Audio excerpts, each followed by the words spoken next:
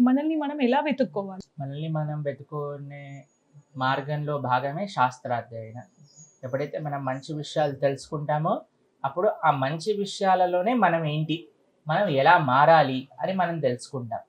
మనకి ఆకాశమే హద్దు అనేది మనకి శాస్త్ర విజ్ఞానం ఎంతో గొప్పది సనాతన వైదిక ధర్మంలో.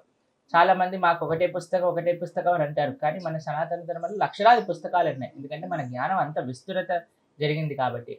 కాబట్టి మనకు మొట్టమొదటి యూనివర్సిటీ మన భారతదేశంలోనే ఉండింది. ఈ గొప్ప విషయాలన్నీ కలిగిన ఈ భారతదేశంలో ఎంత చదువుకుంటే, ఎంత వింటే, ఎంత అధ్యయనం చేస్తే అంత గొప్ప విషయాలన్నీ కూడా తెలుసుకుంటాం. మనల్ని మనం తెలుసుకోవటం ఎలా? మనం ఎవరు అని ఏం చెప్తుంది? భగవద్గీత చెప్తుంది. అసలు నువ్వెవరు? భగవంతుడెవరు? నీకు భగవంతుడికి ఉండే సంబంధం ఏంటి? నువ్వు భగవంతుడిని ఎలా చేరుకోవాలి? అసలు నువ్వు పుట్టిన దానికి కారణం ఏంటి అని. ఎప్పుడైతే మనం భగవద్గీత, రామాయణాది గ్రంథములు చదువుతామో అప్పుడు మనకి పరిపూర్ణ విశ్లేషణ జరుగుతుంది. అసలు ఏంటి, మనం ఎలా మనం మార్గంలోకి వెళ్ళాలి